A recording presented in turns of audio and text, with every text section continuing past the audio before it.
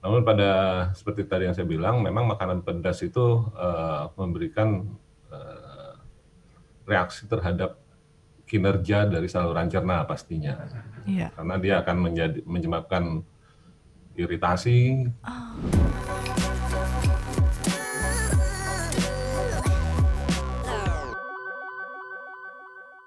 Ini Dokter Rosmali ya, betul emangnya kalau makan sambal, makan pedas itu nggak baik untuk kesehatan?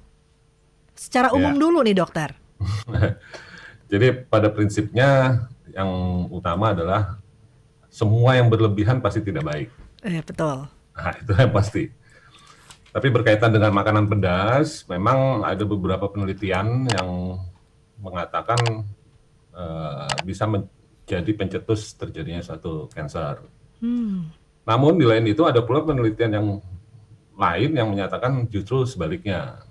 Jadi dari sini bisa kita ketahui bahwa memang masih banyak diperlukan pembuktian atau penelitian yang lebih jauh. mhm. Namun seperti tadi yang saya bilang, memang makanan pedas itu memberikan eh, reaksi terhadap kinerja dari saluran cerna pastinya, Iya. karena dia akan menyebabkan iritasi. Ah, Lantas dia juga bisa menyebabkan aktivitas gerakan usus yang berlebihan, dan umumnya tapi di luar itu kalau kita baca di jurnal terakhir dari British Medical, secara umum memang tidak spesifik terhadap kanker usus, justru memang dikatakan pada mereka yang menyukai makanan pedas justru memiliki banyak nilai positif oke. secara umum, tapi Mhm. jadi bukan terhadap kanker saja, secara umum dikatakan memang usia lebih panjang, sistem imun lebih baik Ah, gitu. Jadi di sini memang masih tidak ada kepastian yang sah gitu. mhm.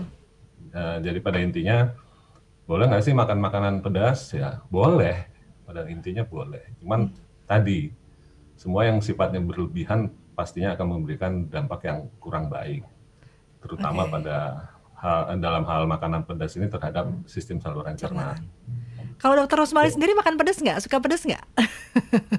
Iya, Suka juga karena ya? memang saya asalnya dari daerah Sumatera yang memang suka makan makanan yang spicy Oh, ya. Tapi ya oke. seperti tadi, tidak berlebihan. Baik. Kalau di mulut aja, saya kebetulan bukan pemakan pedas gitu ya, Dok. Karena nggak tahan kepanasan di mulut gitu. Nah, apa yang terjadi dengan usus nih ketika masuk ke dalam? Apakah dia juga sama kepanasan juga mungkin, dokter? Betul. Jadi seperti yang tadi saya ungkapkan Mm-mm. di awal, memang makanan-makanan yang bersifat pedas itu akan menyebabkan iritasi terhadap sistem permukaan usus kita. Mhm.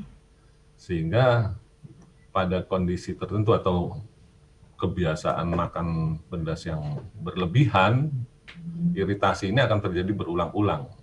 Hmm. Dan ini yang menjadi potensi atau mencetuskan suatu gangguan terhadap permukaan saluran cerna kita. Iya. Berkaitan dengan gangguan di saluran cerna, ya salah satunya bisa mencetuskan terjadinya kanker. Mhm. Oke.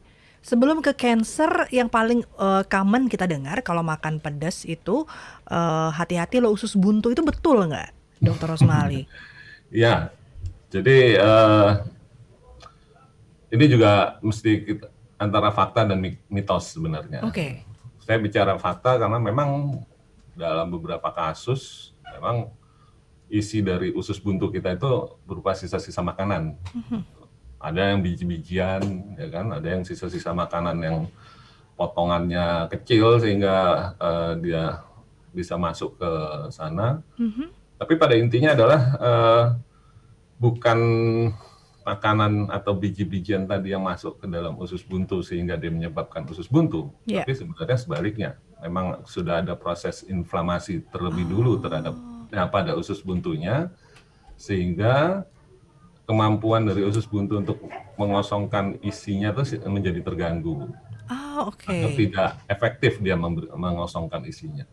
Karena kita tahu dia adalah usus yang buntu, nah, jadi memang risiko untuk infeksi yang menjadi akut menjadi lebih tinggi. Jadi itu kalau fakta. Cuman kalau dari mitos ya, seperti kita ketahui sendiri itu kan mitos sudah banyak diketahui oleh awam. Tapi secara langsung penelitian yang menyatakan biji-bijian atau makanan cabai yang menyebabkan usus buntu ya itu tidak ada korelasinya.